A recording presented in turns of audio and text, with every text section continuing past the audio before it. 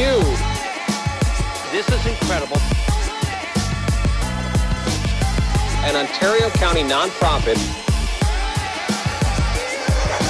Onboard Horizon high-altitude balloons. 3, 2, 1, launch. Hey, good morning, everybody. Oh, hello, feedback. Well, let's get that out of my ear. Hear myself talk. Good morning, everybody. How are we doing today? Live here this morning, Wednesday, June 12th, 2019, in case you're watching it after the fact. But we're live here this morning for another SpaceX launch for RADARSAT. This is the RADARSAT Constellation mission. It's a set of 3 communication satellites for Canada, basically. This is going to be 3 satellites that are watching the Canada landmass, the surrounding oceans and Arctic area, and things like that. Doing a lot of maritime communications, some environmental monitoring, things like that. Also, super expensive payload here. This is like a $1 billion payload, one of the most expensive payloads that SpaceX has launched. So this is a super expensive payload this morning, and launching out of Vandenberg on the West Coast. So we finally got a Vandenberg launch here. We haven't had one in a little while, but Vandenberg launch on the West Coast because this is going to be a sun synchronous orbit today. Basically, the rocket and payload will be going to the south. We'll look at the flight path in just a minute here, and going into a polar orbit so that the payload and the satellites go over the poles and stay in sunlight at all times. That's basically the idea of a sun synchronous orbit.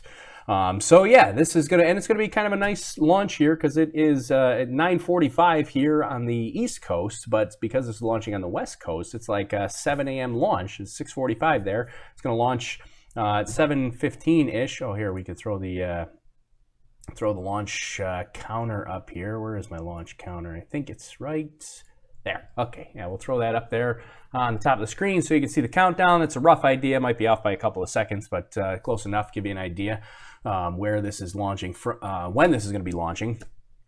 So yeah, there we are. So we're about just under 30 minutes until launch time here. So good morning to everybody. I see a whole bunch of our regulars hanging out in the YouTube chat and the Periscope chat.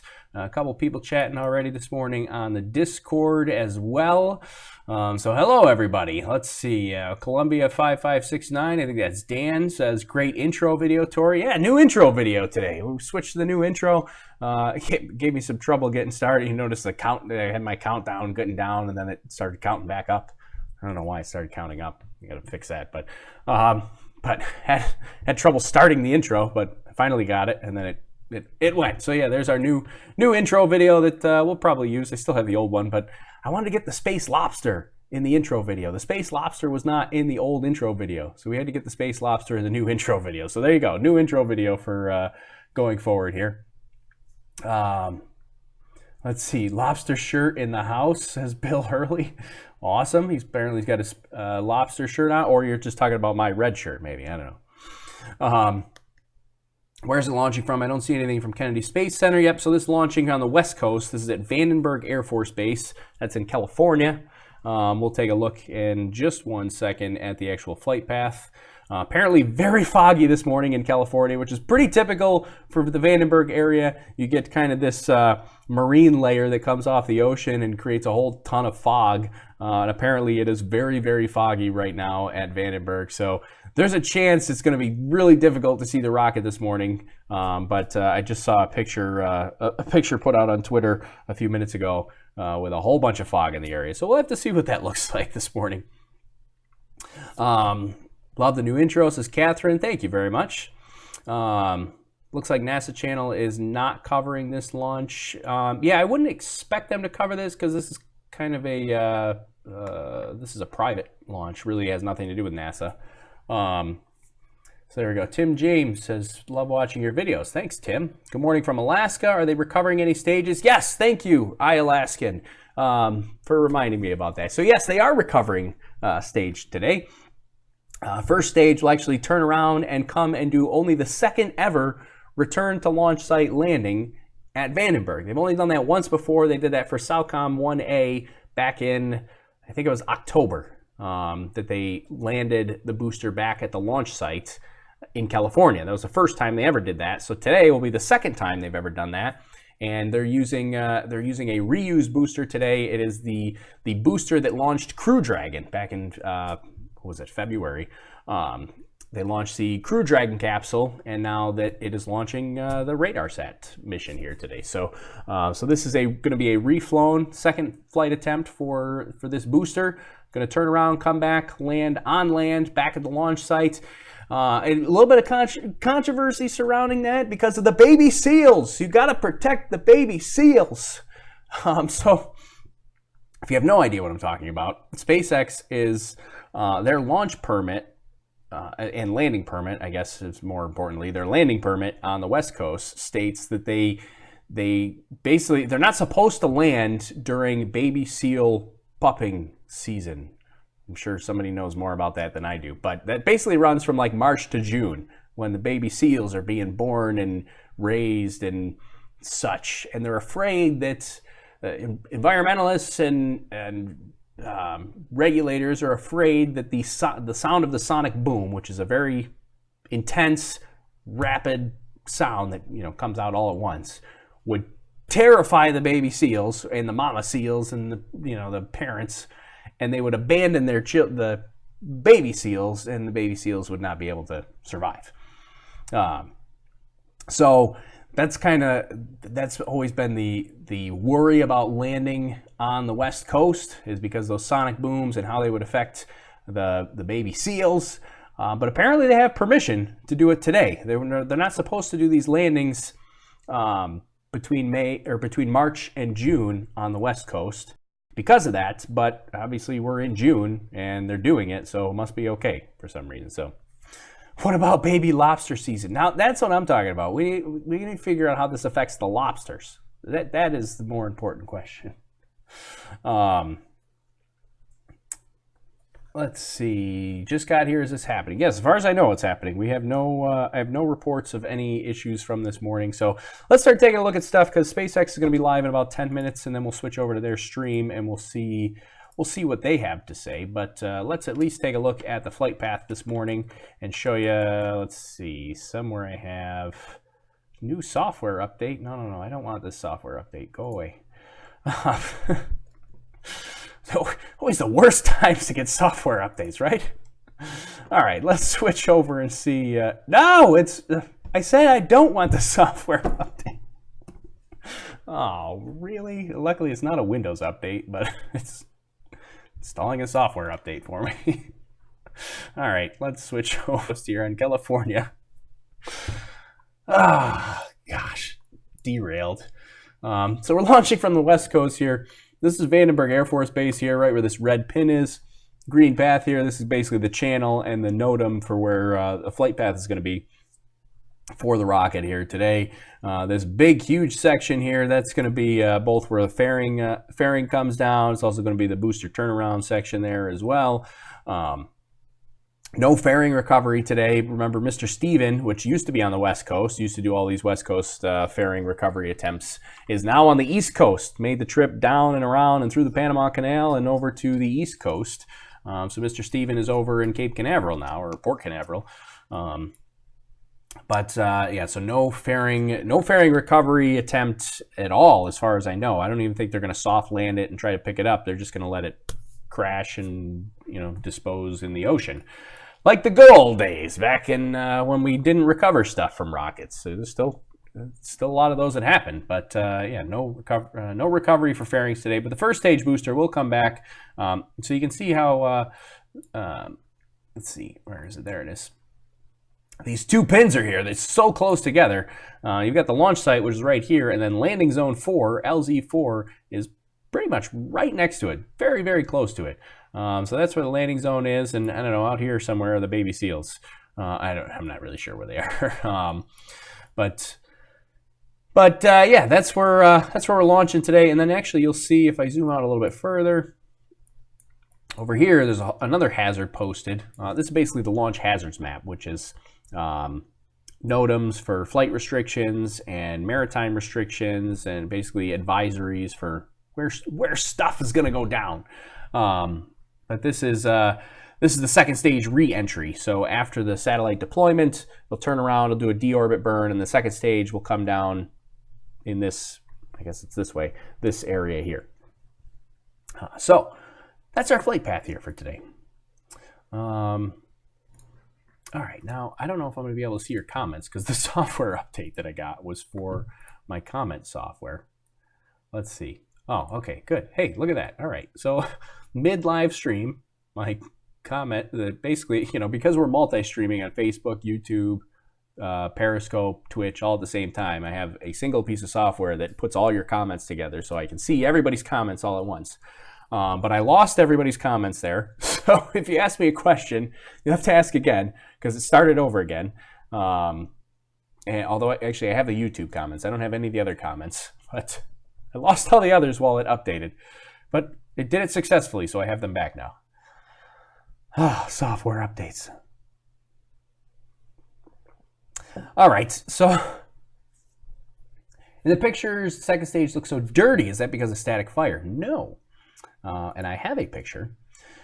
We can switch over and take a look at that now. But it is not because of static fire. Static fire really doesn't do too much to it, but it looks so dirty because this is a reused first stage. This was already launched once, went to space, came back, and really the dirtiness is from the rocket exhaust. It's basically the soot and everything that sticks to the rocket.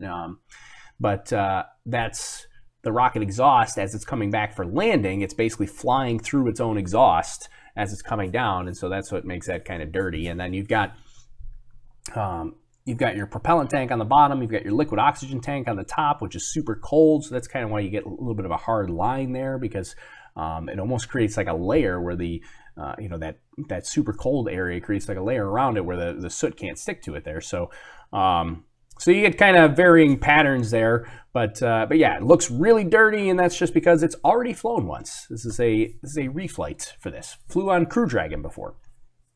Wow, SpaceX is live already. 19 minutes. So it looks like they're getting ready to go. It's just at the intro screen here, so we got some time. We probably got about 4 minutes to run through everything I got here real quick, and then we'll see what they have to say. But while we're here, and looking at some stuff. So this is the actual booster that's flying today. This is out on the pad. This is the RADARSAT. This is a picture that SpaceX put out yesterday. But this is our timeline for today to give you an idea. So we'll go up to launch. We'll get a first stage turnaround landing.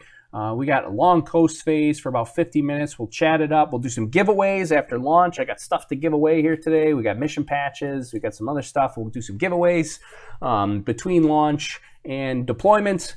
We'll watch the deployment, and then I got to run out of here pretty fast because I got something I got to be at a little bit later today.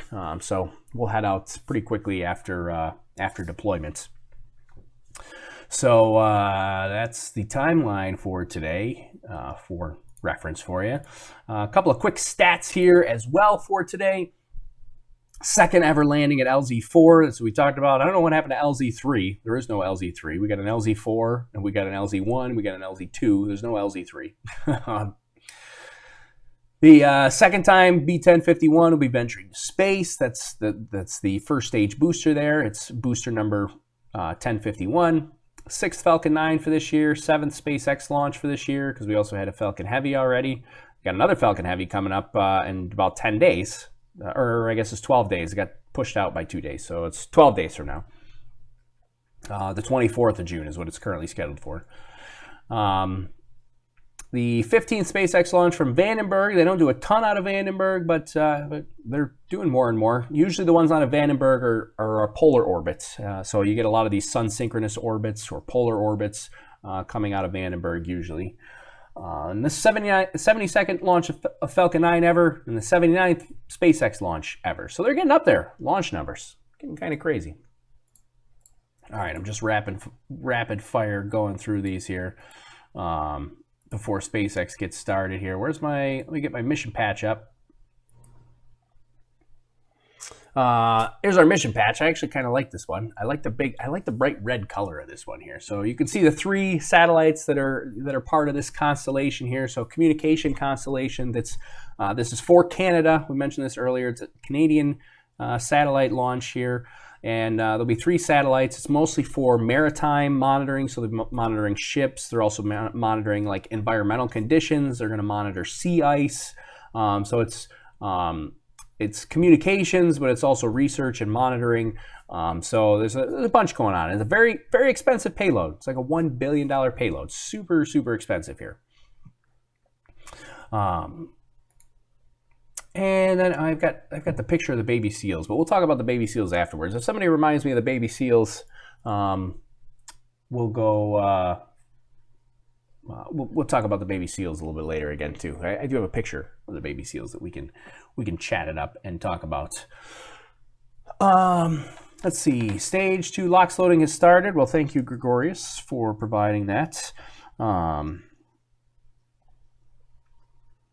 And yep, SpaceX is live now. And let's see, new boat on we need a Mrs. Stephen boat on the West Coast. Yeah, well, I figure they're gonna get the Mr. Stephen boat figured out first, and then they'll move on and try to figure out what to do on the West Coast. But yeah, no fairing recovery today.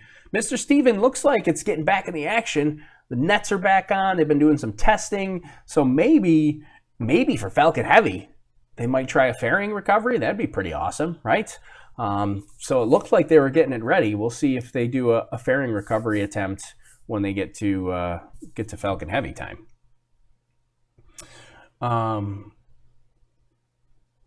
Yeah, it would definitely be somebody talking about bringing Mr. Stephen back and forth between East and West Coast. It'd definitely probably be less expensive just to get another ship and put it on the West Coast than to try to make that trip through the Panama Canal, every couple of weeks.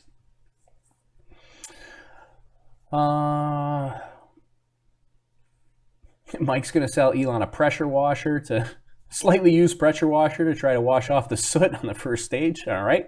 Sounds good. You might have to be the operator of it. They might not just want the pressure washer. They might want the service as well. Where will they pick up the boosters in the So no, this booster is going to go back to the launch site. It's going all the way back to the launch site and landing. The fairings which will fall in the ocean, they will not pick up as far as I know. I don't believe there are any support ships at all out in the ocean. So there will be no fairing recovery attempt whatsoever. They'll just be disposed of in the ocean, unfortunately. So a lot of concern about the baby seals, but it's okay to throw the fairing in the ocean. I mean, you got to have the give and take here. So, but yeah, this fairing is just getting disposed of in the ocean.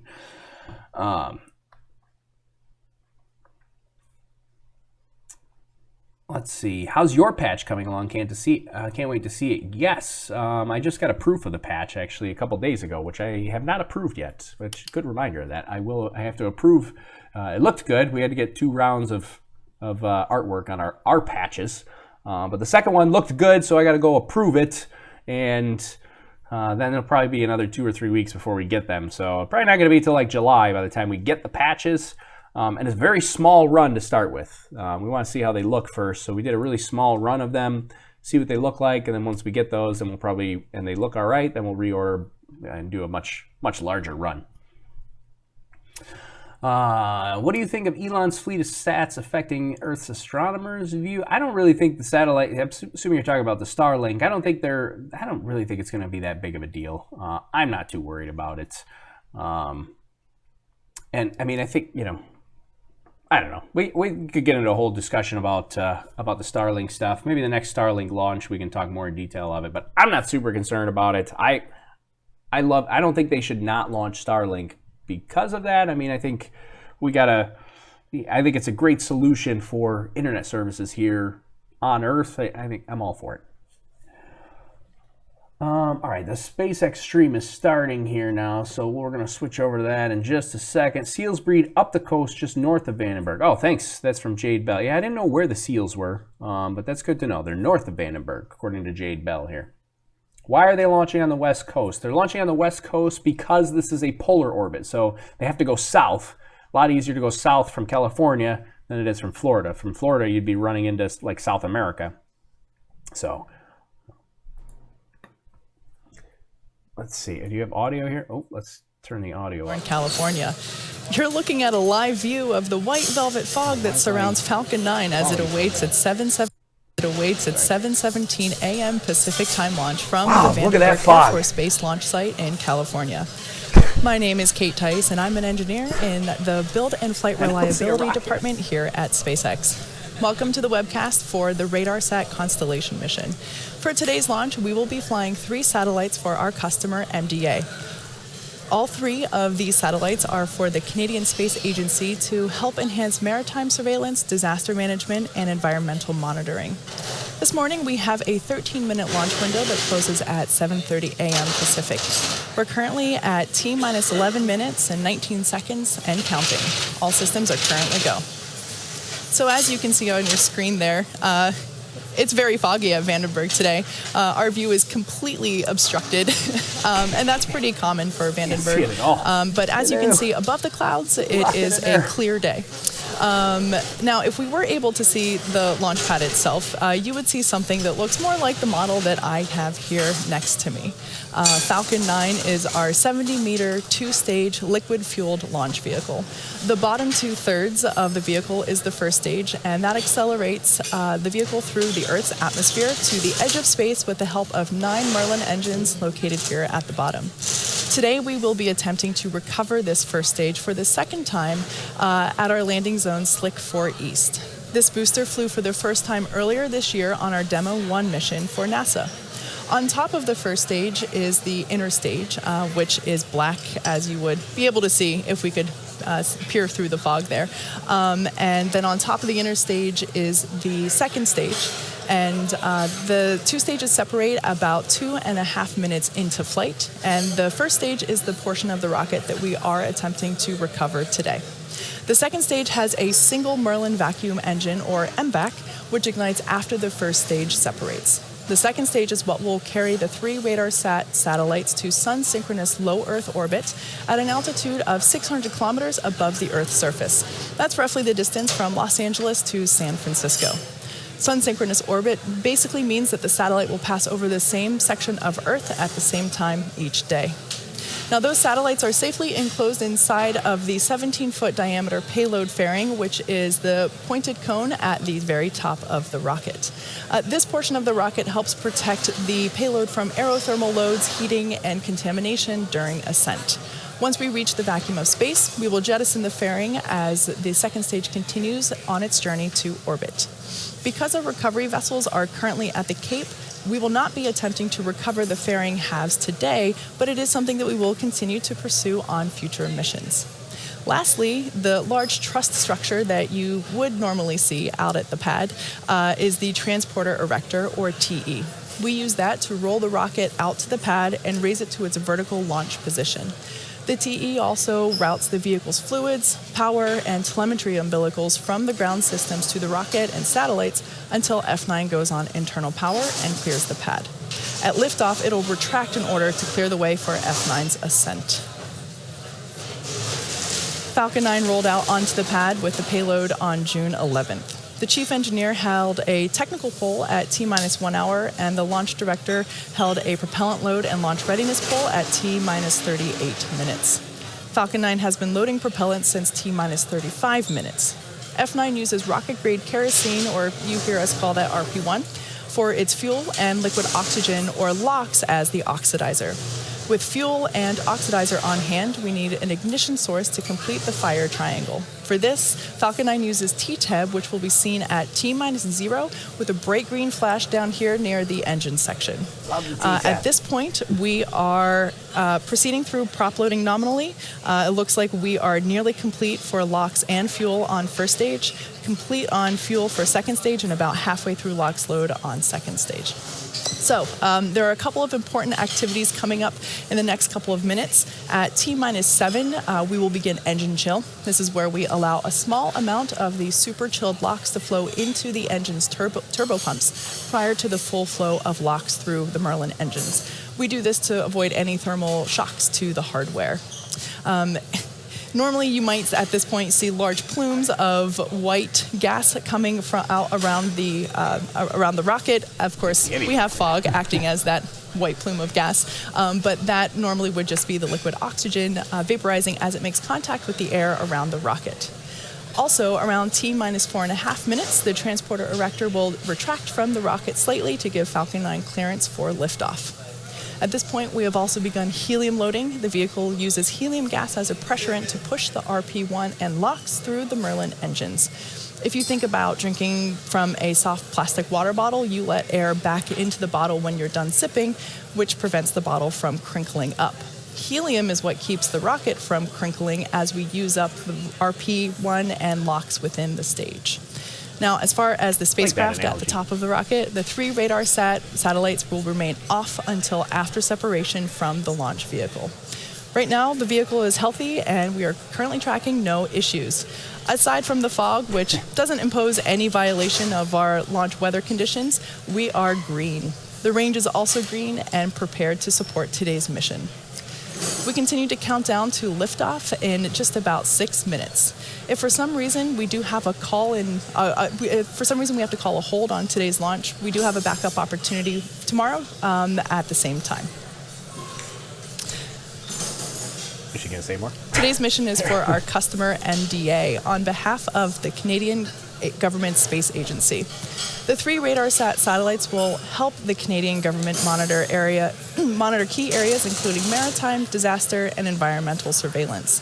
As mentioned, today's payloads will be delivered to sun-synchronous orbit. Sun-synchronous orbits travel over the Earth's poles as the planet rotates underneath, with the satellites passing over a particular section of the Earth at the same time each day.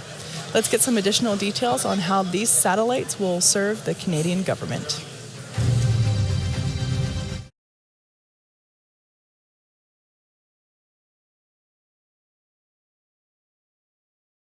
Here, you probably want to hear me, so I probably turn my microphone back on. So one-man production operation here. That's what happens. I had to get rid of my countdown. I forgot my countdown was up there, and they have their own countdown. Mine was an estimate. This is the real one. So I had to turn it down because I got the music, and YouTube will freak out about the music. But yeah, so a couple things I wanted to touch on that she had mentioned on there. So it is the launch window goes from 7:17 to 7:30 a.m. Pacific time. So there's a few minutes there, but that's not enough time to recycle the count and have a second attempt. So if they call a hold, it's pretty much a scrub. For all intents and purposes, this is pretty much an instantaneous launch window. So they will, hopefully we don't have to worry about that. They just proceed right to launch. So what else? There was something else. The fog there. It's pretty common for West Coast launches at Vandenberg. We've seen that a bunch of times before. So we're probably not, somebody said, will the fog clear before rocket launch? No, probably not. So you're probably going to just see a giant orange glow when this rocket launches. I like Catherine's comment, which she said she wanted to know if Kate, the SpaceX host, was going to lift the rocket off the table as it launched. I think that's a good idea. You just grab it, and she could make the rocket sounds, and we'll just watch her fly the rocket around. I like this idea, but no, it's probably not going to see the rocket at launch because it's going to be super foggy. But we'll see it once it gets over that fog layer. Usually that fog layer is pretty low altitude-wise, and then the question will be: are they going to have any cameras that they'll be able to see it after it gets out of the fog? I believe so. It seemed like they did. So hopefully they're good to go.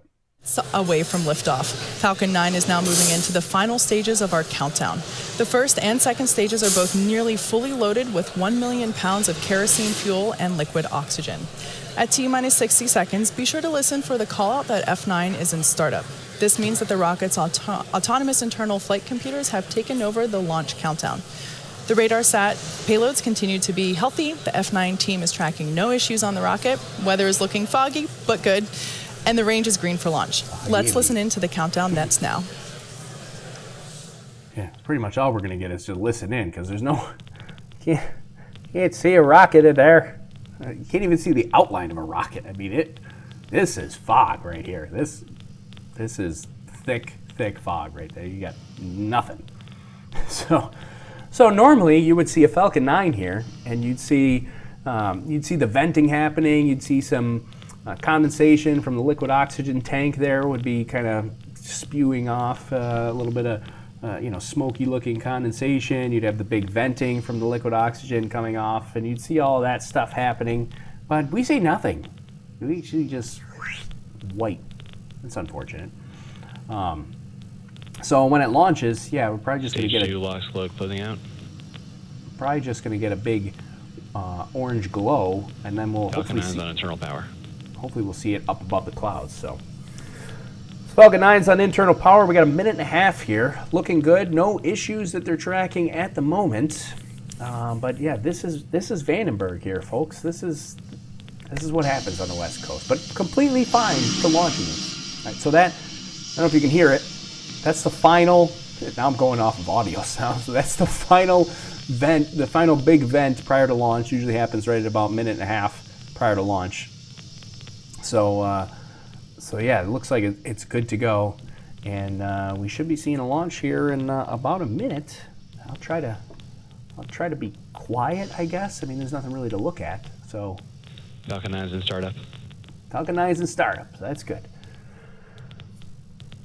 Down to under a minute, and then make sure you stick around after launch. Stage 2 pressing for flight. We're gonna do some giveaways after if we get a successful launch here today. I feel like this is a Hollywood thing. Everybody thinks it's a Falcon 9 radar set, go for launch and landing. Go for launch and landing. Some people saying this is a hashtag Space Lobster conspiracy. T-minus 30 seconds, stand by for the countdown. Cover up the rocket. Under 30 seconds here. They should launch from Oregon. It's a little harder to launch from there. You'd have to fly over land to launch from. Stage 1 pressing for flight. Is the picture even moving? I know, right? It looks. Falcon 9's configured for flight. Looks like a still. 10, 9, 8, 7, 6, 5, 4, 3, 2, 1. Ignition. Lift off the Falcon 9.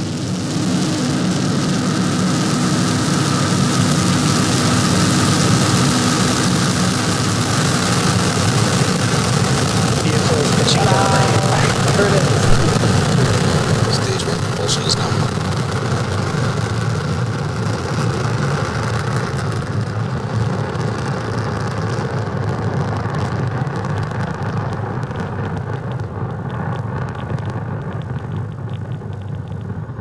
Man, look at that layer of clouds there that it just came out of. It's crazy. Some thick-looking clouds there. Power and telemetry nominal. As you just saw, Falcon 9 had an on-time liftoff through the fog Acquisition signal, from Hawthorne. Vandenberg Air Force Base. And now it's perfectly clear, like clear blue skies. Approaching max Once you got Q. past the Supersonic. fog.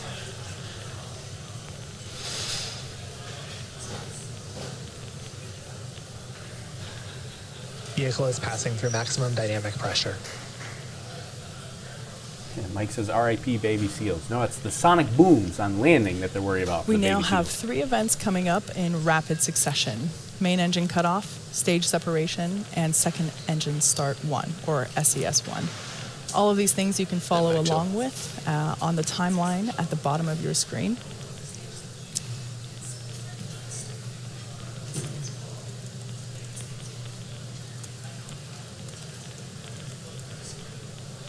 Look at that. That's a pretty cool view of the back at our planet there.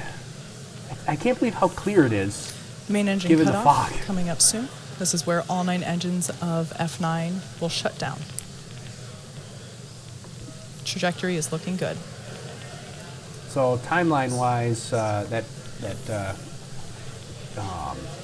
cutoff there is at just over 2 minutes here, so should be any second now.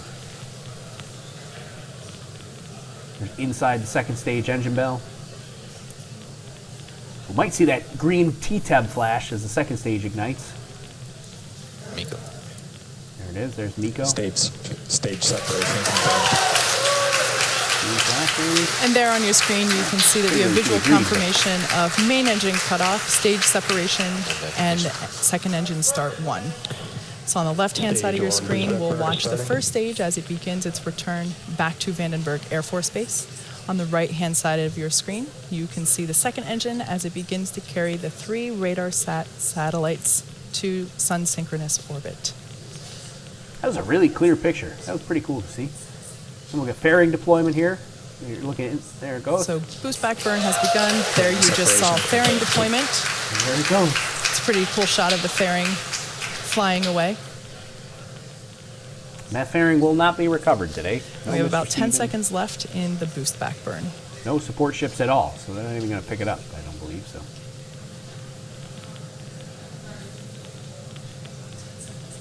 So the shot you see on your left is from inside the interstage. And Boost back shutdown. Confirmation of boost back shutdown. So it's done its boost back So burn. in There'll be order 2 more burns for after that. the Stage 2 first is on a stage nominal trajectory. to make its way back to landing zone 1 at Vandenberg Air Force Base, it has to execute a series of 3 burns. The first, which you just saw, is what we call the boost back burn, and that helps to slow the rocket down and orient it for entry. Shortly after this, the grid fins, which you see right there, articulating as they help steer the rocket back to Vandenberg, those are deployed to help guide the rocket during its descent. Following that, Falcon 9 executes its entry burn, and that slows itself down before hitting the dense part of the atmosphere. And so we'll have an entry burn The coming entry up. burn actually cuts the first stage speed almost in half. So that's what will be coming up next at about the T+6 minute mark. The third and final burn that stage 1 will execute today is the landing burn. Happens to be everybody's favorite burn, and that takes place just before touchdown as the booster touches down softly on the ground. Might be hard So to see if you that happen too. to be in the greater Vandenberg Air Force Base area, I recommend that you head outside because you are very likely in range to experience the sonic boom that comes with re-entry. Yeah, sonic boom is pretty cool. Scared me the first time that I heard it. I forgot about it when I was watching like the So at CRS-17 T+5 mission. minutes now, we have confirmation that MVAC power is good. Trajectory is looking good. Brace yourself, baby seals. Yep, somebody let the baby seals Despite know the that foggy view from this morning, Falcon 9 everything is coming. looking good. probably going to have a pretty foggy view of landing as well, since it's right next to the launch pad. It's literally like right next to the launch pad.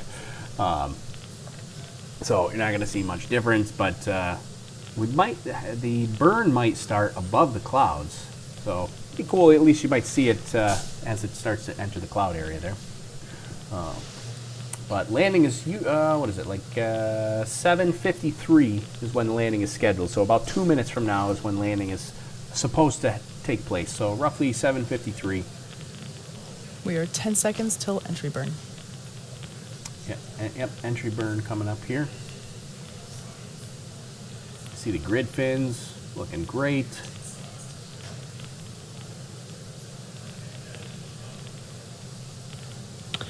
Stage 1 entry burn has started. Confirmation that stage 1 entry burn has started. So there on the left-hand side of your screen, you see the first stage as it's making its way back to landing zone 1 at Vandenberg Air Force Base with the help of the grid fins as it steers. The view on your right is the same operation that we have going on, just from a different camera. So there you can see that we have stage one, confirmation entry of burn stage shut 1 down. entry burn shutdown. Oh, Jade says they can see it re-entering now. Yep. Stage 2 on the right-hand side there, looking good. Everything is nominal and trajectory is good. Stage 1 FTS is safe.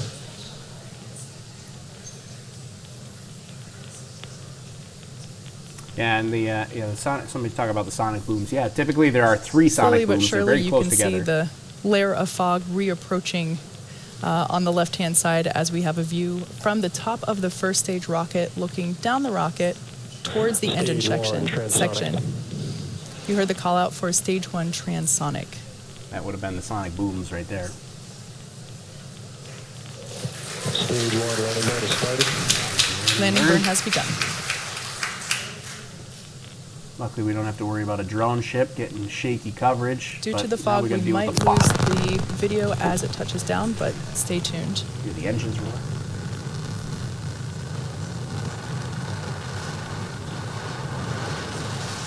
And there it goes. It disappears in the cloud. Landing legs are deployed.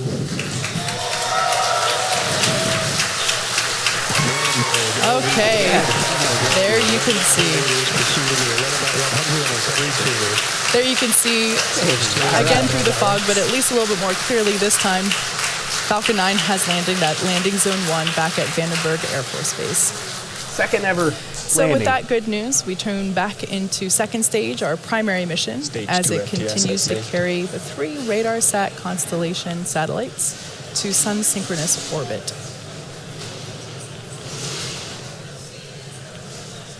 Yeah, there we go. Second ever landing. That's a shot of the MVAC nozzle as it burns SECO. through. And there we had confirmation of second engine cutoff, or SECO. So now we're just going to wait for confirmation of second stage good orbit. GNC confirms good first orbit insertion.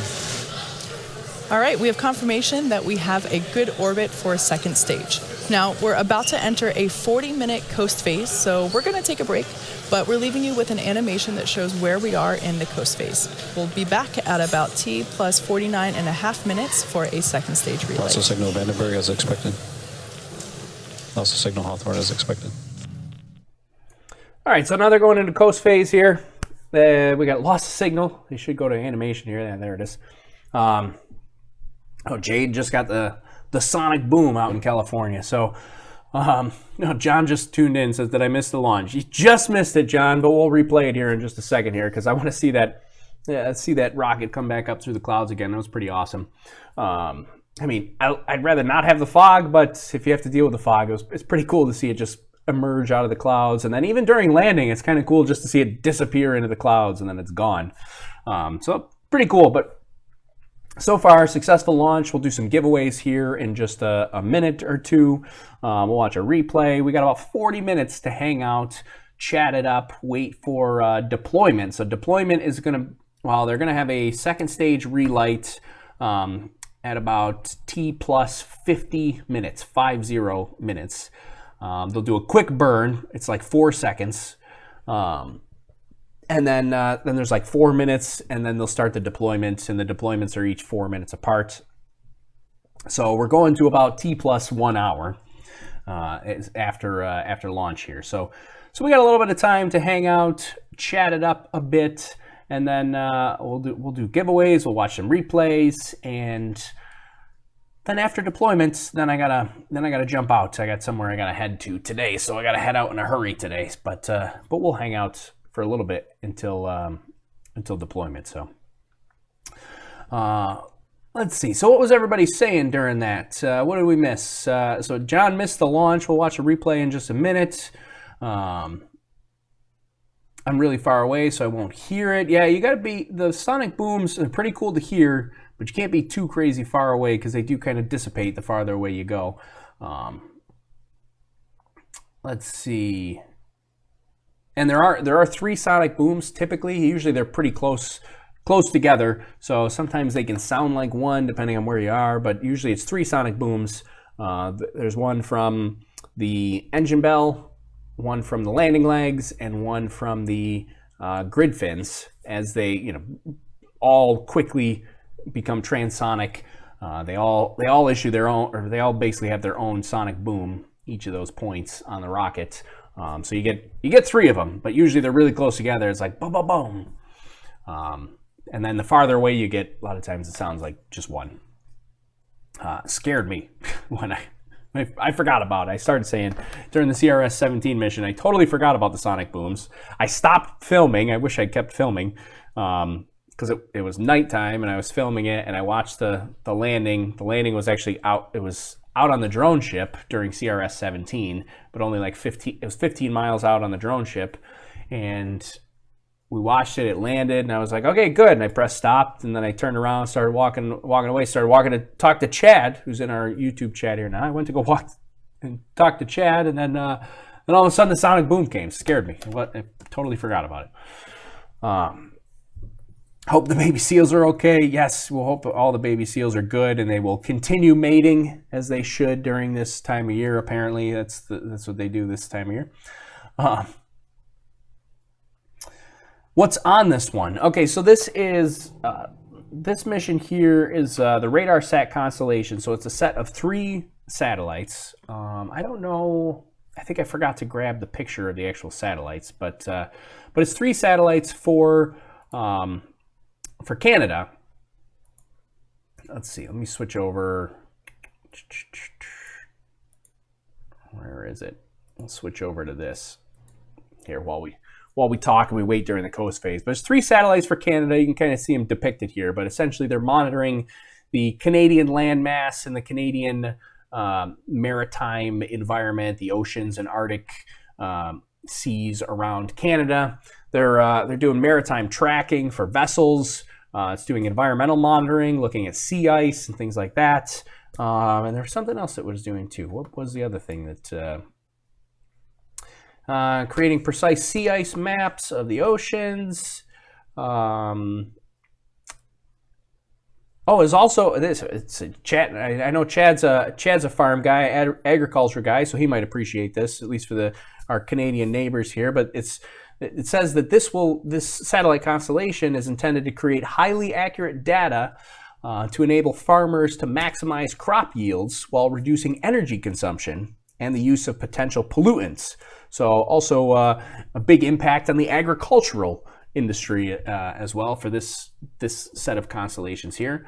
And it's also a bit of a communication satellite as well, because it's helping to support relief efforts by providing images of areas affected by disasters, help organize emergency response efforts, protect the local population.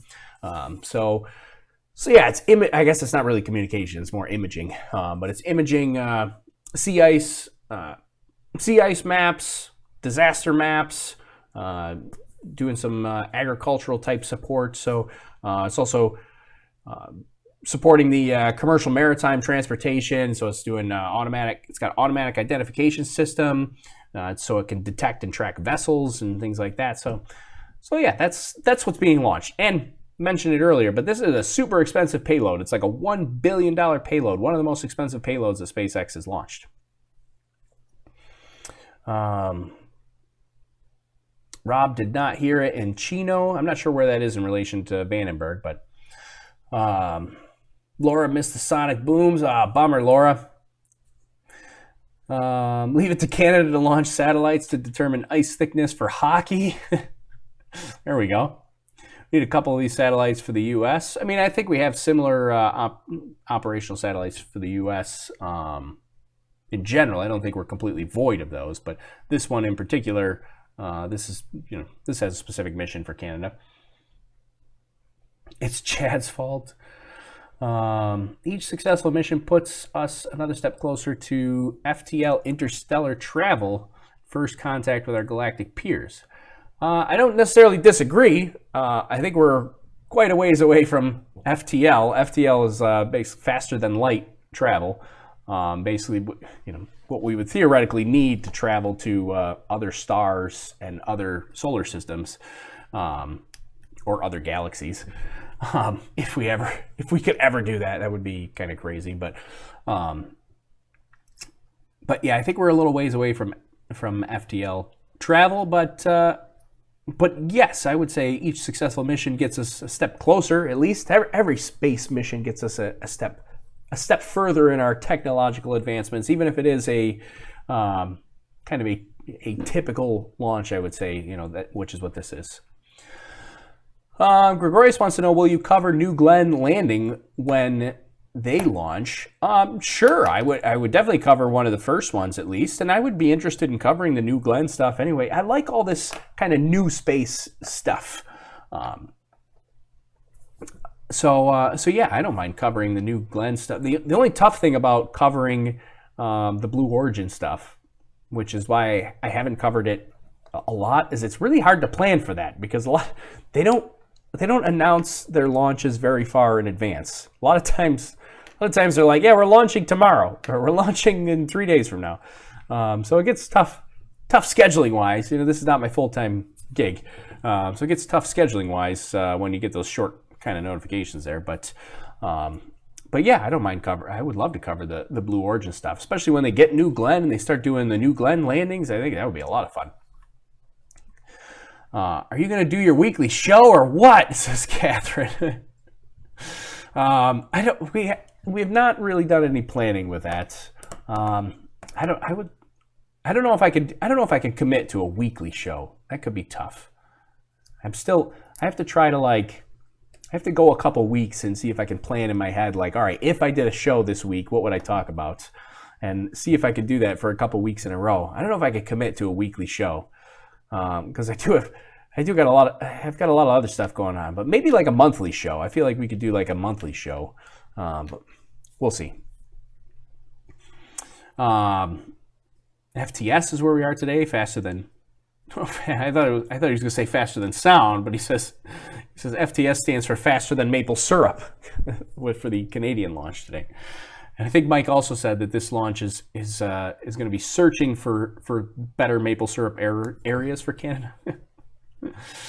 Isn't it against the law to disregard hockey in Canada, especially on Game 7 Stanley Cup Day? That's right. Today is Game 7 of the Stanley Cup. So maybe this launch is trying to bring more attention to Canada's national. Well, it's not really national sport of Canada. Isn't lacrosse the national sport of Canada?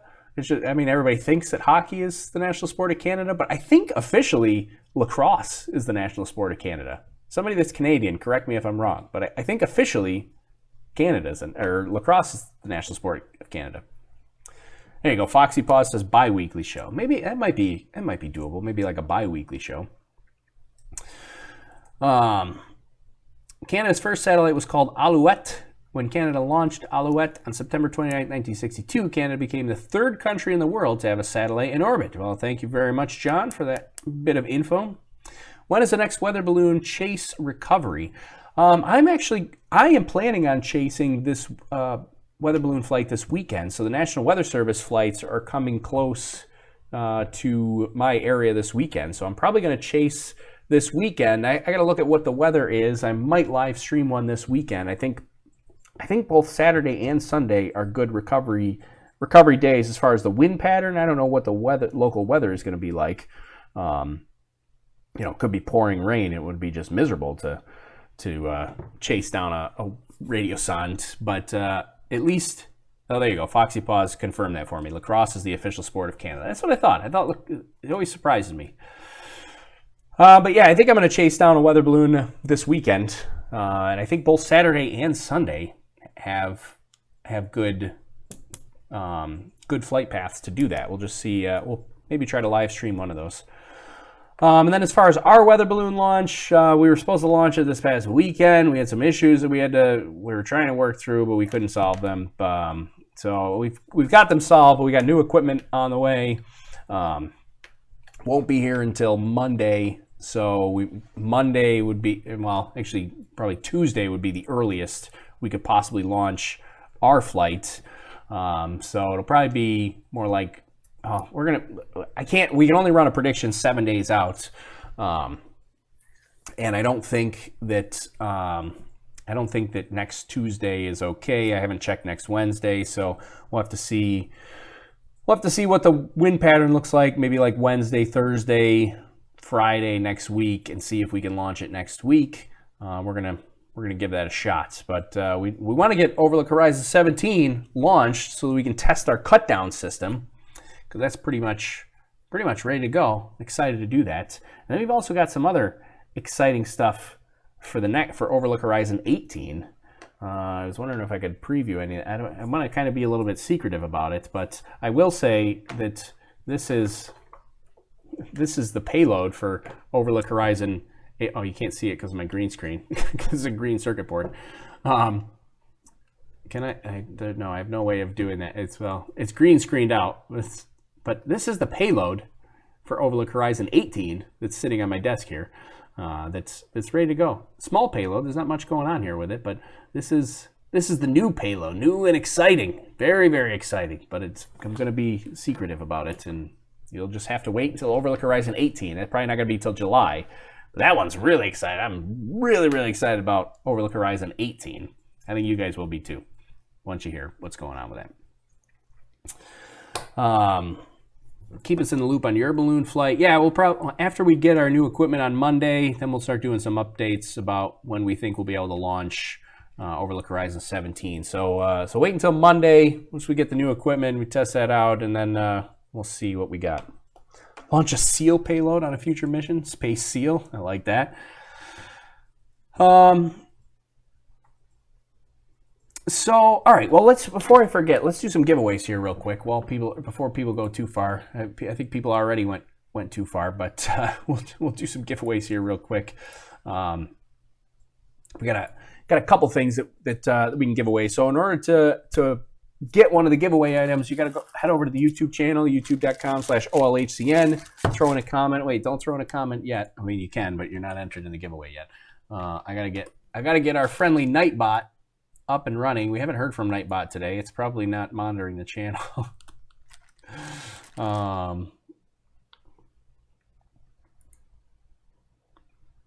Let's see. Let me get into Nightbot here, so that Nightbot can give away, can pick a giveaway winner.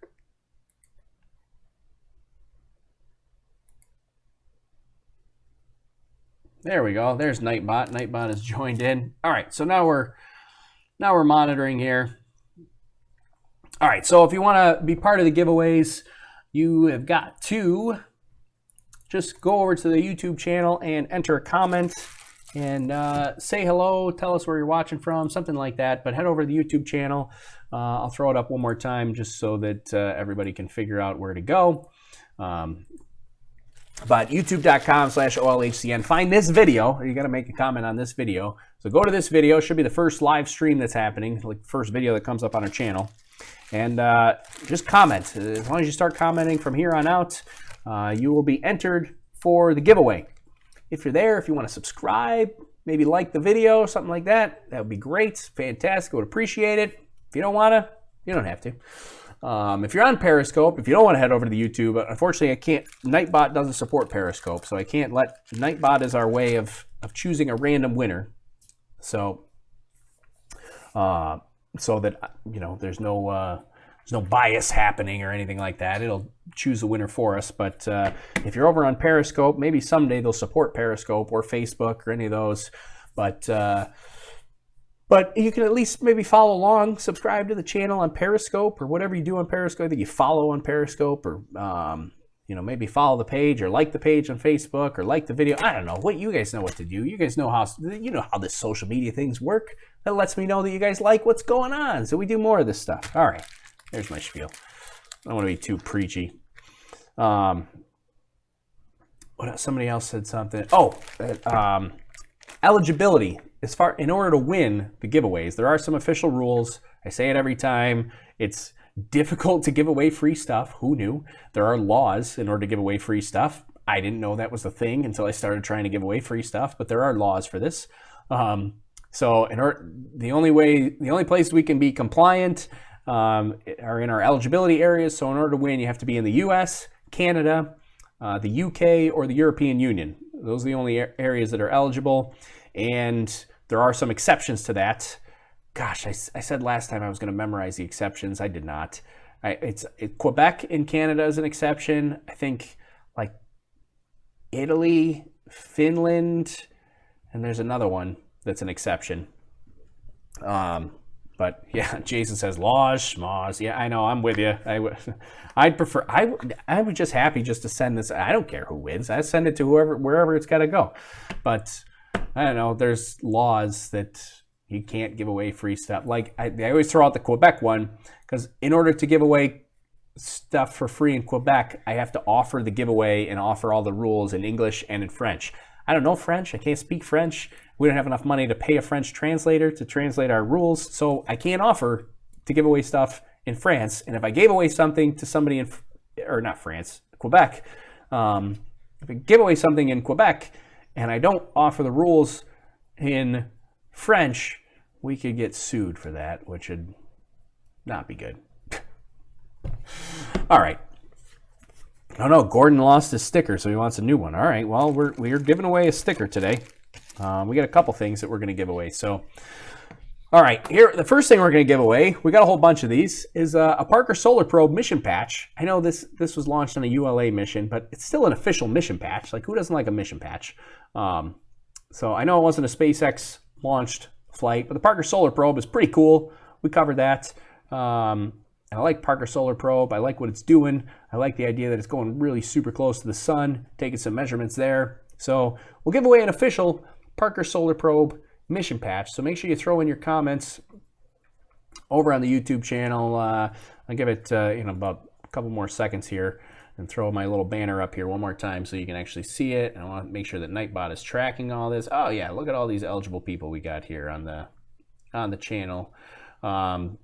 So yeah, we've got a Parker Solar Probe mission patch, and we're gonna give this away here. And you get your comments in. The TOS patch was better. I do still have some TOS. And by TOS, he means TESS. It's the Transiting Exoplanet Survey Satellite. I do still have some of those. We'll give some of those away again. But I got a whole bunch of these, and these are new. We gave away so many test patches. I think people got sick of the test patches, but now we got some new stuff to give away. So give away one of these. All right, I think everybody's got their comments in. So here we go. We'll give it away. Ready? 3, 2, 1, and roll it.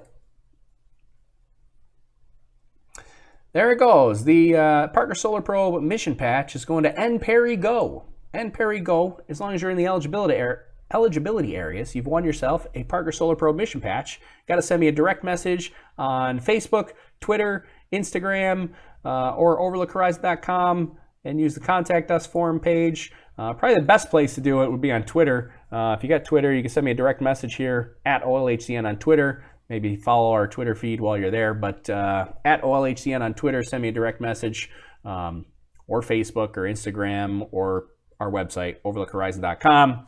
Somehow, some way, send me a direct message with the address you want me to send it to. That's how I know where to send it. I don't do anything with your address other than write it on the envelope. It's not a super high-tech operation here. Write it on the envelope, and then it gets mailed out. So there, you got yourself a mission patch. All right, now we're going to give away, we've got a couple other random stuff to give away. I'm going to give away a button, because everybody likes the buttons. This is an Overlook Horizon button. Can you see that? I keep it out here in the light. Little tiny Overlook Horizon button. Looks something like this. Oh, hello. I like to put them up here. They fit really nicely on my collar usually. I put them up there. But anyways, that's our Overlook Horizon button. We'll have some Overlook Horizon patches soon, but there's our Overlook Horizon button. We'll give one of these away. So we'll give a button away. All right. You still got your comments in. We'll throw our banner up one more time in case anybody missed it, but got to throw a comment in on the channel here and be in the eligibility area, but we'll give away a button. Here we go. Ready? 3, 2, 1, roll it. There we go. Gordon. Now, Gordon was hoping for a sticker, but you got yourself a button, Gordon. Hopefully that'll work. You got slightly dented as I dropped it. No, it's not dented. It's all right. It's all good. But there you go. Little button for you, Gordon. Send me a direct message. Facebook, Twitter, Instagram, overlookhorizon.com. Somewhere. Send me a direct message, and you got yourself a button. All right. All right. Now I want to give away where'd my stickers go?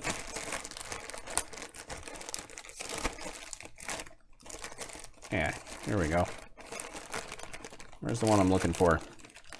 I'm going to give away... Well, you guys tell me what you think. I was going to give away a sticker, but this is not a sticker. This is a magnet. I was going to give away an Overlook Horizon magnet and a Space Lobster sticker, but I can't. Oh, there's the sticker. So what do you think? You want a Overlook or a Space Lobster sticker, or you want a Space Lobster magnet? We got both. I'm going to give away one, and then the other one will be an Overlook Horizon magnet. Let me know in the comments here. So let's give away the Overlook Horizon magnet while you tell me in the comments whether you want a Space Lobster sticker or a Space Lobster magnet, and then we'll make a decision here, one way or the other. So we'll give away Overlook Horizon magnet, and then we'll give away one of these. So it will be 4 things total. Magnet. Oh, everybody seems to like the magnet. Look at this. Magnet, magnet, magnet. Bring that button to might bring you luck. Look, it seems like everybody wants the magnet. Here, while everybody's chatting it up, let's throw our banner back up so people know how to enter. Space Lobster magnet. Wonder if you could get a sticker on the side of one of the SpaceX rockets. That'd be cool. I would settle for a sticker on the back of Kate's laptop there. I don't know if you saw the back of Kate's laptop. She got a whole bunch of stickers there. She got one from Everyday Astronaut. She got one from like NASA Launch Services. We got to get Kate one of our Overlook Horizon stickers. See if she'll throw an Overlook Horizon sticker on the back of her magnet. Somebody gotta get in touch with her. Tell her she needs an Overlook Horizon sticker on her laptop. That's what we need. I would settle for one of those. I don't think they'll put a sticker on a Falcon 9 rocket. All right. It seems like everybody wants the magnet. I got 2 stickers. A couple people said stickers. A couple stickers coming in. Send her one. I know I don't have an address for her. I just send it to SpaceX, I guess. Just say, somebody give this to Kate. Tell her to put it on her laptop.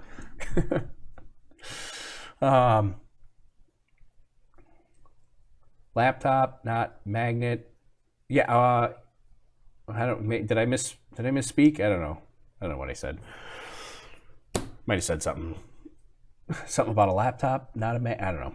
All right, at a minimum, we're going to give away the Overlook Horizon magnet. So we'll let Nightbot choose a winner for the Overlook Horizon magnet. So this is for this magnet. We're not doing the Space Lobster one yet. This is for the Overlook Horizon. We're going to do the Overlook. Yeah, I'm not going to send Kate a magnet. Maybe that's what you're talking about. No, I wasn't going to send Kate a magnet. I want to send Kate a sticker. Definitely a sticker that I was going to send her. I don't know where to send it though. Okay, Overlook Horizon magnet. We'll give it away to a winner. Attention, Kate. Address SpaceX headquarters. Sounds good to me. We'll just send one there. Okay, here we go. Jennifer says me. All right, here we go. 3, 2, 1. Roll it. Choose somebody. SpaceX. There you go. Gary. Oh, I said sticker on the back of her magnet. Oh, yeah, no, not that. Sticker on the back of her laptop. Yeah, that's what I meant. But Gary, you've won the Overlook Horizon magnet. So there you go, Gary.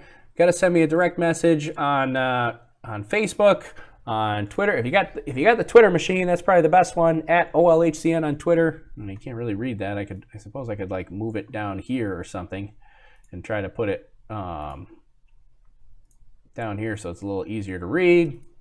Is that easier to read down here? At OLHCN on Twitter, you can send me a direct message there. I just need your address. Tell me where to send it to. As long as you're in the eligibility areas, it's yours, Gary. So there you go. One to Gary. All right, last thing here. It would end up going to Kate and HR. Yeah, well, I know Kate's last name. I could put her full name on there. All right, last thing. Seems like everybody wanted the magnets. We haven't really given away a Space Lobster magnet, I don't think. I don't have many of these. These are special edition. I only have 10 of these. But here you go, Space Lobster magnet. This is it may be one of the only times we give away a Space Lobster magnet. So we'll give away a Space Lobster magnet. It'll be the last thing we give away, and then we still got like 15 minutes before SpaceX comes back. So last thing, then we'll go back. We'll go watch a replay of the launch, and we'll chat up some more after that. So here's the last thing. Catherine wants it. Catherine really, really wants it. I can't control Nightbot, Catherine, but I'm pulling for you. I just push the choose somebody button, and Nightbot makes a decision. But I'll see if I can send good vibes through the mouse button. I don't. But here we go. Love me some lobster, says Jade. All right, here we go. Last one. 3, 2, 1. Roll it. Oh, sorry, Catherine. It's not you, but it is John. John got himself a Space Lobster magnet. So there you go. John, send me a direct message. Either overlookhorizon.com or use one of our social media channels. Usually Twitter's the best. But if you don't have a Twitter machine, you can send it over on Facebook. You can send it on Instagram. You can go to overlookhorizon.com, use the contact us form. You can send it to me that way. Just need to know your address, where you want me to send it. And then it's yours, and I'll send it out. They'll probably go out like they usually go out in a week or two. So don't expect it like tomorrow. I actually still have the ones from the last, these are the ones from the last live stream. So if you won one last live stream, I haven't sent them yet. They're still right here. But they are still going out. They're sitting right here with all the envelopes. Just have to get them out. Sorry. They'll go out shortly. And then Catherine says, is it in your store to buy? The Space Lobster magnets are not in the store because those were kind of special edition. But the stickers are all in the store. If you want a sticker, those are in the store. You can buy an Overlook Horizon sticker. You can buy a Space Lobster sticker in our online shop. You can buy the Overlook Horizon buttons in the store. Those are in there now as well. And the Overlook Horizon patches will also be in the store. I could probably put the Space Lobster magnets in the store as well. We just didn't have very many of them, but I could put them in the store. I could do that after the... actually, I can't do that today after the stream because I got to head out today. But I could put them in the store maybe like tomorrow or something. The magnets there's not many of them, but we got a couple. Which John? It was John. Well, you're gonna look up at the Nightbot comments there, John C. But Nightbot posts in the comments. So look for the Nightbot comments. Scroll back up in the comments and look at the Nightbot comments. There's John C. there. He's the one. He's the one that won. Sorry, John W. It was not you. All right. So there it is. We've got our giveaways done. We got about we're still 20 minutes until deployment. About 10 minutes until SpaceX comes back to do the next burn. So we got enough time to watch launch here again and check out everybody's questions and see what's happening and have some more coffee, right?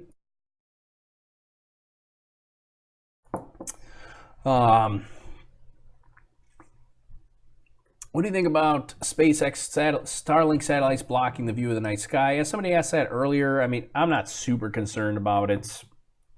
I mean, I would much rather have the... it looks like people are sending me messages already. I would much rather have the Starlink service. I think the Starlink service is super important to have. I think it'd be a pretty awesome thing for to offer basically humanity, essentially, since it's covering the entire globe. So I think the Starlink constellation and the fast broadband service to have, I think that's going to be super important. Not that astronomy and viewing the night sky is not important. I just don't think it's going to have that big of an impact. I mean, these satellites, a lot of the concern came up when the Starlink satellites went up, and during their first couple of patches, they were like super crazy bright. I think there's a couple things. One, they all got raised to a much higher orbit, so their what am I trying to say? Like luminosity, basically, is going to be a lot less. Their brightness in the sky is going to be a lot lower than it was during those first initial passes when it was still pretty low in its orbit. They all got raised to a higher orbit, got a lot more dimmer in the sky.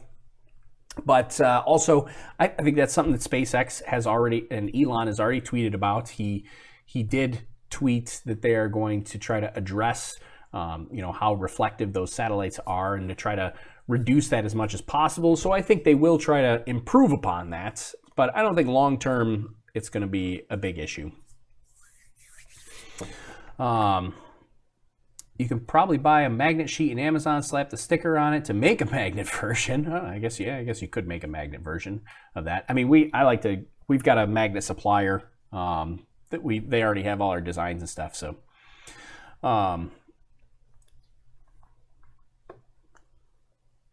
let's see.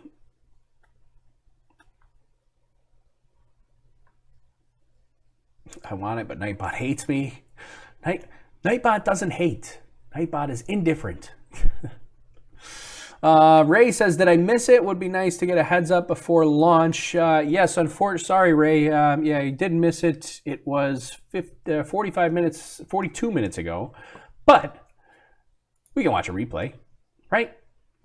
Who wants to watch a replay? Let's see. And I can put my replay text up.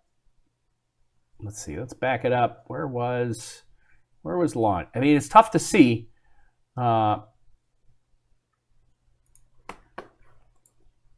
That's like, let's get those ads out of here. All right, we'll throw the replay text back up there. I had the replay text up at the start of the broadcast. Oops. But now it's appropriate to have the replay text up. And all right, so here's a little replay. We'll watch again. This is T-minus 20 seconds. A lot of fog. We'll pause it for a second. Tons of fog at Vandenberg. It was really difficult to see the actual launch event, like the moment of launch. But once it got above the clouds, you could see it. It looked pretty good. So let's take a look and listen in. I'm going to read some more comments here, and we'll listen in to the Stage 1 pressing for flight. To a replay of the launch that happened about 45 minutes ago. SpaceX will be coming back shortly. 10, 9, 8, 7, 6, 5, 4, 3, 2, 1, ignition. Liftoff of Falcon 9.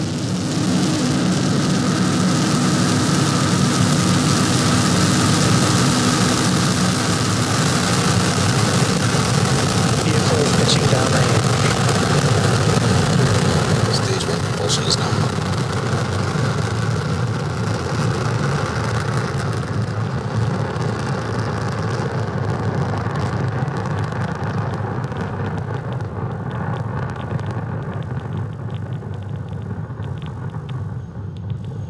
Yeah, a couple people saying that fog looks like I didn't miss much. I know the fog is crazy, but surprisingly, it was very clear. Like, look at that! Look how clear that is. As you just saw, Falcon 9 had an on-time liftoff through the fog Acquisition signal from Hawthorne. Vandenberg Air Force Base. Approaching max Q. Vehicle is supersonic.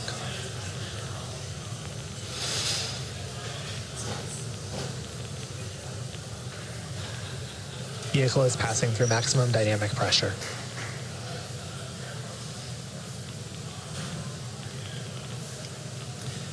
We now have 3 events coming up in rapid succession. Main engine cutoff, stage separation, and second engine start 1, or SES 1. All of these things you can follow along with on the timeline at the bottom of your screen.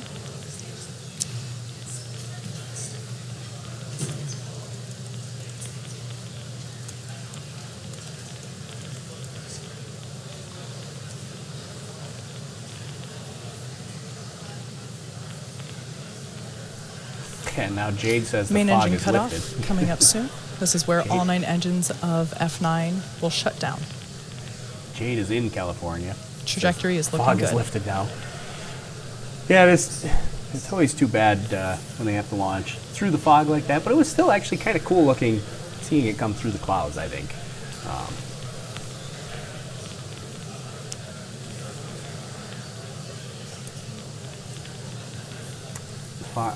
Yeah.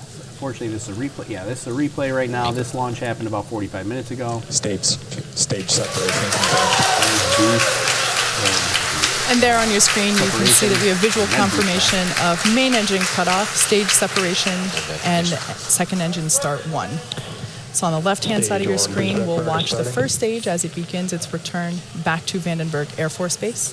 On the right-hand side of your screen, you can see the second engine as it begins to carry the 3 RADARSat satellites to sun-synchronous orbit. And so, let's see, we're probably going to fast forward because I think SpaceX is going to come back live here in just a minute. So boost back burn has begun. There you just saw fairing deployment. It's a pretty cool shot of the fairing flying away. And we have about 10 seconds left in the boost back burn. All right, so we'll do a bit of fast forwarding here to landing because I think SpaceX is going to come back in in just a moment. So the shot you see on your left is from inside the interstage. Boost back shut down. Let's see, where's And our... boost back, confirmation of boost back shutdown. Notice sighted. The view on your right is the same operation that we have going on, just from a different camera. So there you can see that we have Entry burn confirmation there. of stage Shut 1 down. entry burn shutdown. That's not what I wanted, though. We want the landing But burn stay tuned. right here. Stage 1 running notice sighted. Landing burn has begun.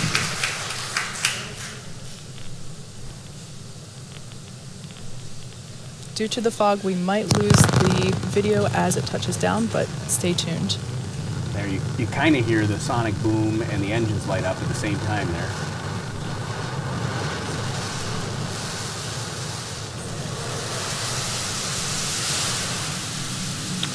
Landing legs have deployed. Okay, there you can see. Still pretty amazing. There you can see, again through the fog, but at least a little bit more clearly this time, Falcon 9 has landed at landing zone 1 back at Vandenberg Air Force Base. So with There that it is. good news, Quick we replay turn there. back into second stage, our primary mission, Stage as 2 it FTS continues to stage. carry the 3 RADARSAT constellation satellites. Enjoying your breakfast. Thanks for hanging out during that rather lengthy break. Perfect timing. Right now, our second stage is about to very briefly reignite its MVAC-D engine for the second and final burn. Now we're back to We'll live. see that happen at T plus 50 minutes and 9 seconds, and that'll last for about 10 seconds. After that, we'll be waiting to hear if we have second stage in good orbit. This is a really quick burn. It's going to relight for like 4 seconds. Super fast. I don't know what we're looking at here. Darkness. There we go. Super fast burn. Just to get in a perfect, the perfect orbit that they want here. But yeah, it'll be a quick little burn, and then we'll make sure that they're in a good orbit. And then they got just a couple of minutes. How many is it? Like 4 minutes or 8 minutes? What is it? 4 minutes after cutoff, they started the deployment. So we're about 4 minutes from deployment here. Burn should be any second. Here it comes. And back ignition. And back shutdown. And shutdown. That's So it. there on your screen, you Ignition, saw shutdown. confirmation of second engine start 2, as well as SECO 2, second engine cutoff. So we're going to wait to confirm that we GNC have a confirms good good orbit. orbit Actually, I insertion. just heard the call out. We have a good orbit for a second stage. So as of right now, we'll be coasting for the next 6 minutes or so. So we'll be back at T 6 plus minutes. 54 minutes for the deployments of the 3 RADARSAT constellation satellites. She said 6 minutes, but then she said they'd be back at T plus 54, which is only in about 3 minutes. So, yeah, I think, see, Catherine says, I see a spot on Kate's laptop for your sticker. Right? Am I right? She has a Twitter account. Somebody, we need to, I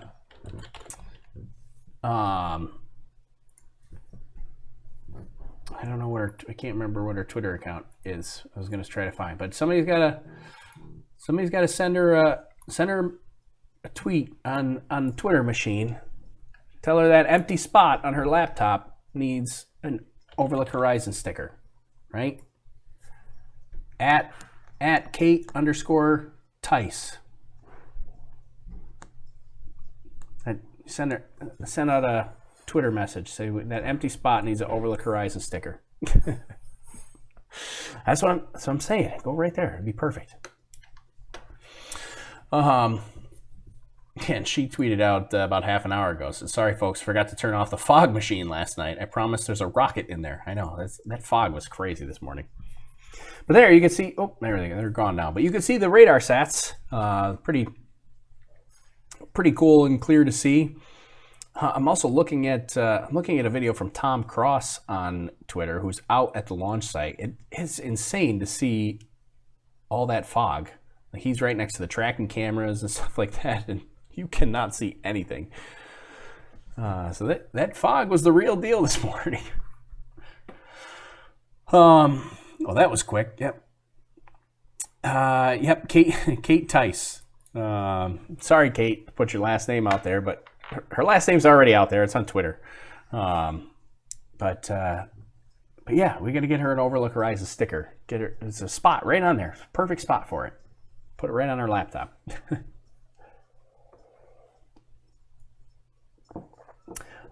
So we're hanging out. We got about 1 minute until deployment starts. You can see 2 of the 3 RADARSATs right there in that particular view. They're pretty large satellites, and as we mentioned a couple times, very expensive. About $1 billion for these this satellite constellation here, which we're only about 10 minutes away from getting them all deployed. So they'll start at T plus 54 minutes, and then their deployment is separated by 4 minutes each. So there'll be 54, 58, and 62 minutes after that's a T plus countdown. So, or count up, I guess. So that's coming up here really in less than a minute here. We should be back for deployment. We'll watch that. We'll hang out, and we'll be good. Somebody said dart thrower. Couldn't read that. Dart thrower says, I'm sure all these launches are great for global warming. I don't think it really has that big of an effect on global warming. Oh, volume. This morning, we had an on-time liftoff from Vandenberg Air Force Base this morning at 7:17 a.m. Pacific time, followed by gorgeous shots of Falcon 9 rising from the fog. We managed to land the first stage back at Landing Zone 1, again at Vandenberg Air Force Base. So hopefully those of you in the Vandenberg area got to experience that sonic boom. As you can see on your screen right now, second stage is about to deploy the 3 RADARSAT satellites on our mission today. Acquisition of signal, Malindi. So the view that you see right now is at the top of the second stage, looking out into 2 of the 3 RADARSAT satellites. And that on the right-hand side, of course, is the sun, which is giving us some cool solar flares. And there on your screen, you can see visual confirmation of the first of 3 payload deployments.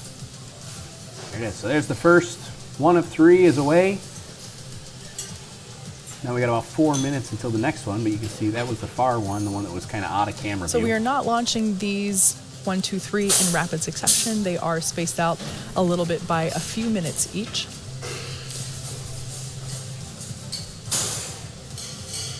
While our customer is MDA, all 3 of these satellites are for the Canadian Space Agency to help enhance maritime surveillance, disaster management, and environmental monitoring.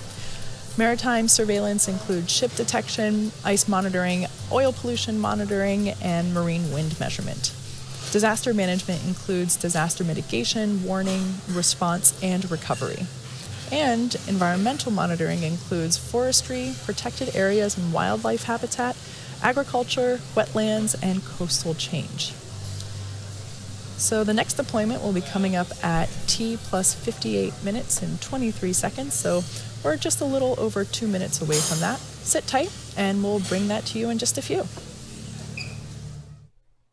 All right, they still kind of got the music going on in the background, which sometimes YouTube yells at me about, sometimes they don't. I wish they would turn it down, but basically a Roomba satellite that just sweeps up all the we're putting up there and deorbits it. Assuming somebody's talking about some kind of space debris collector of some sort.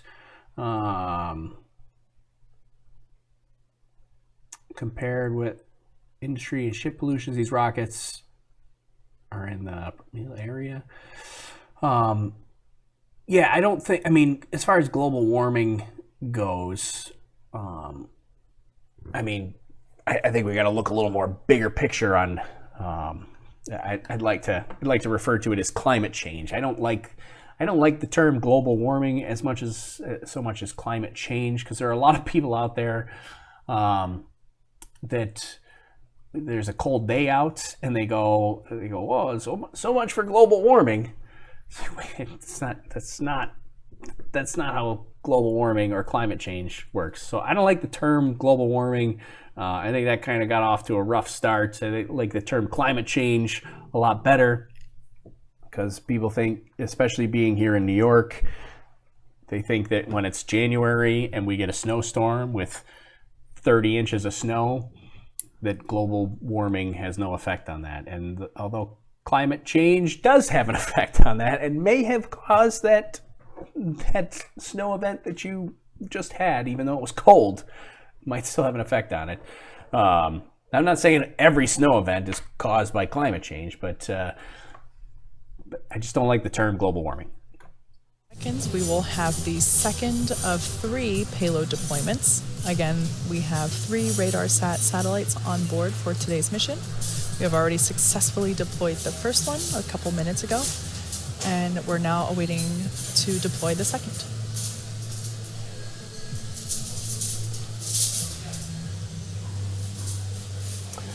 So that second one should be coming up any moment here. Oh.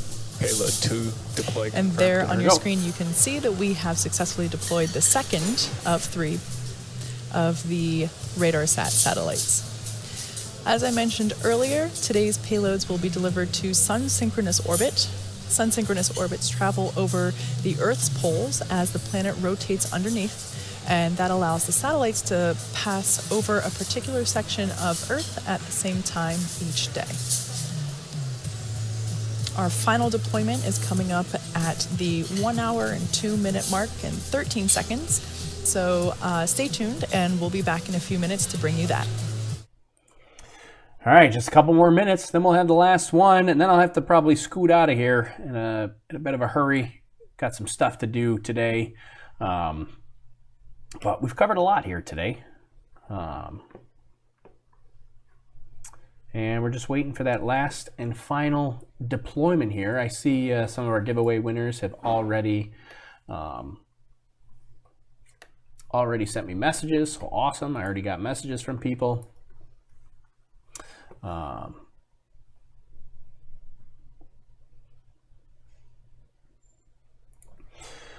Yeah, so coming up on the final deployment here, and then we'll be good to go for today's launch.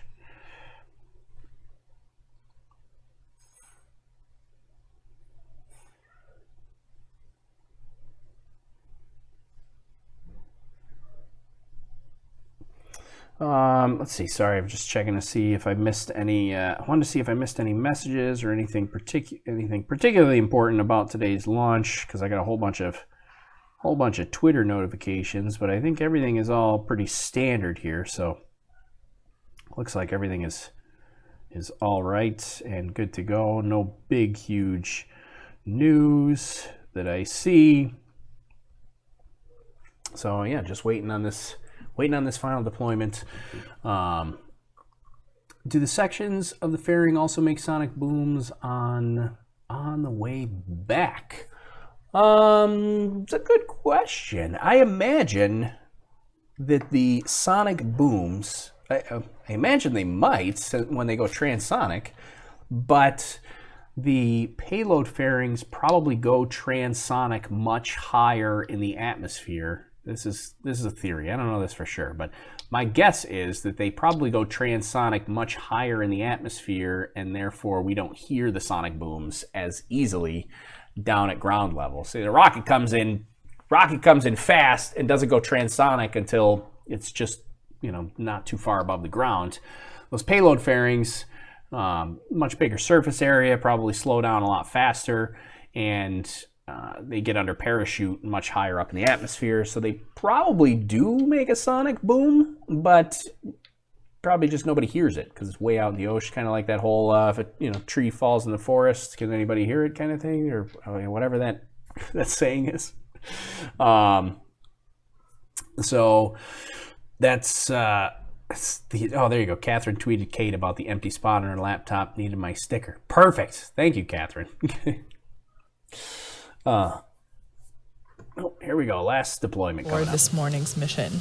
I am hearing from the team that while we will have telemetry available, we might not have video, so stay tuned on the right-hand side of your screen there. If we're able to bring you footage of the final deployment, we certainly will.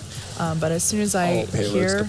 and I just heard the call out that all payloads have been deployed. So unfortunately, no video on that one, but with those 3 successful deployments, that brings our webcast to a close for today. On-time liftoff from Vandenberg Air Force Base this morning, rising out of the fog for a beautiful liftoff as well as landing. And as I just mentioned, we were able to successfully deploy all 3 of the RADARSAT constellation satellites. We would like to thank the U.S. Air Force for range support and the FAA for licensing today's launch. We'd also like to thank all our viewers for tuning in. Follow our website and social media platforms for updates on our next missions and milestones. Until next time, have a great day. All right, well, there it is. That's the end of that.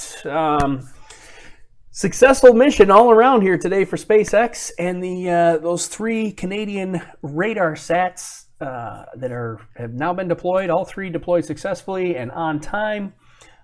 So they are good to go. There's the end of the SpaceX broadcast there, and we will switch it back over to this view here. Now that SpaceX is done, we're going to wrap up here pretty quickly because I got things to do. I got places to be today. It's going to be kind of a busy day for me, but I do appreciate everybody hanging out with us today. Mary wants to know what are the payloads? Yeah, so those 3 payloads, those Canadian payloads, they are. It's the RADARSAT Constellation mission that was just launched today. They are Earth-observing satellites, so they're supporting, they'll be creating things like sea ice maps. They're mostly around the Canadian landmass and the oceans and Arctic seas that surround Canada. But they're making some sea ice maps. They're helping with agriculture on the with some of their observations of the Canadian landmass. They'll be able to take imagery and support disaster relief for any disaster areas that happen, things like that. They'll also be tracking maritime vessels and ships and stuff like that. So that's essentially what these 3 RADARSAT constellations or satellites are doing as part of the RADARSAT constellation. All 3 launched successfully this morning aboard the SpaceX Falcon 9 from Vandenberg out in California into a sun-synchronous orbit. So basically, it's going to stay pass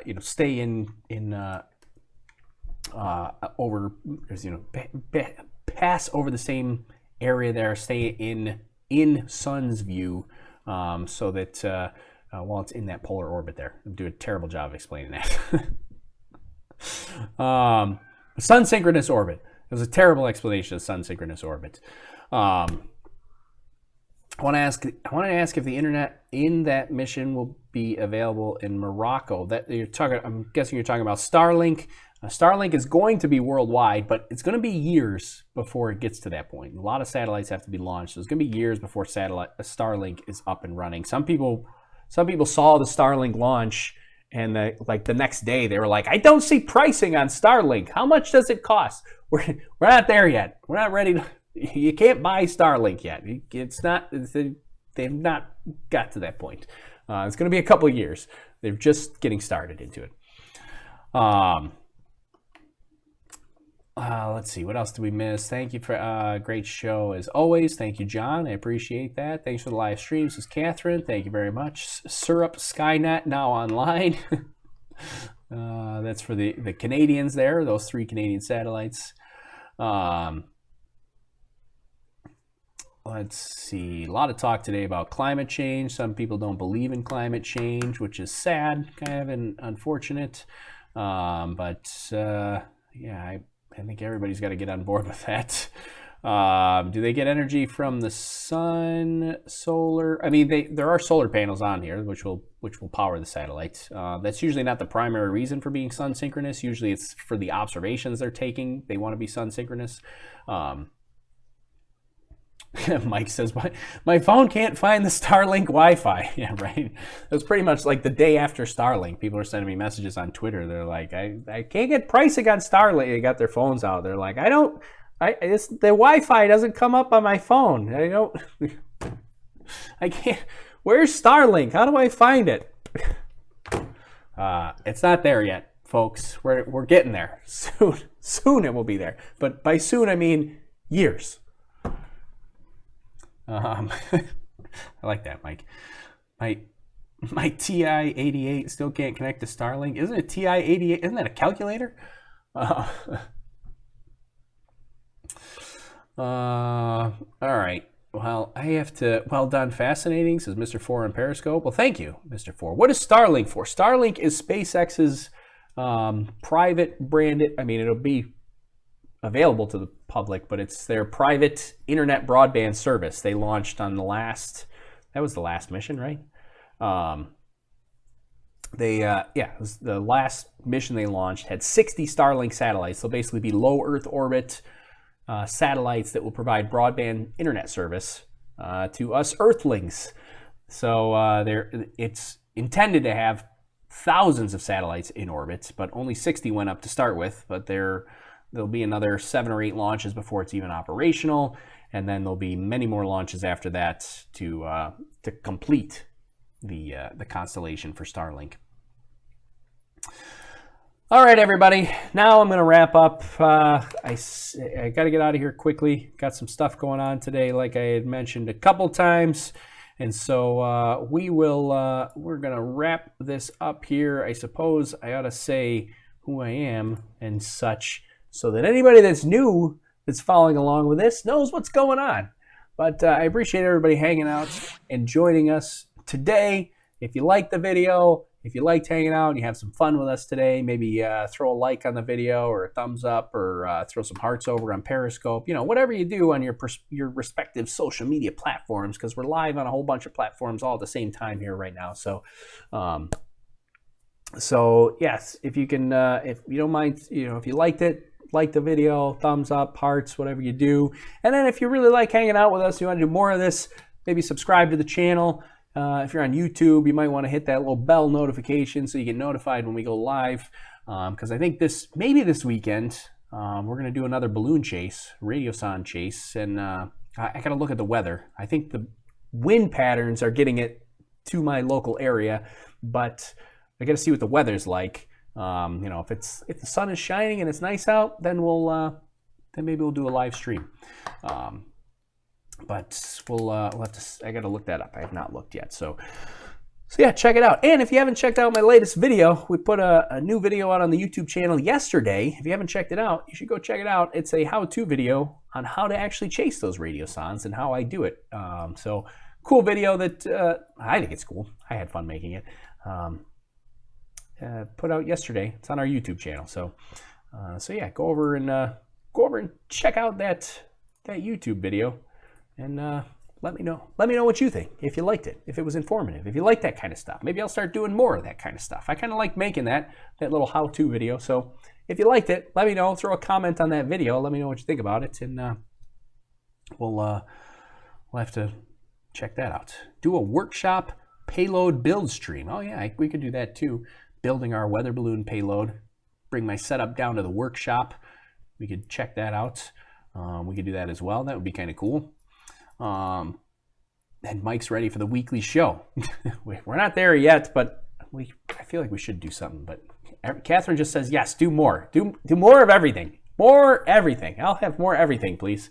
There we go. All right. Well, I think that's it. I think I got everything. I covered it all, and now I got to wrap up. Like I said a million times here now. This is how it goes every time. All right. Thanks, everybody, for joining. Subscribe if you want to follow along, and we'll see you guys all next time. Definitely for Falcon Heavy. We got a Falcon Heavy launch coming up. Although hopefully that stays on time and doesn't delay too much longer, because I am traveling a couple days after that. So hopefully it doesn't slip too much more, because there are a couple of days around that Falcon Heavy launch that I will not be able to stream, which would just be devastating to me if I can't stream the next Falcon Heavy. So everybody, fingers crossed the next Falcon Heavy doesn't land. There's like a 2-day window in there that I will not be able to stream. And so hopefully it doesn't slip to it. Either it slips past that and then I'll be able to stream, but doesn't slip to that 2 days, because that would just be awful. But all right. Well, thanks everybody for joining. My name's Tori. This is Overlook Horizon, and we'll see you next time for either the next SpaceX broadcast or the next radiosonde broadcast chase, or maybe Overlook Horizon 17 launch, which is our balloon launch coming up here hopefully soon, hopefully next week if the weather cooperates.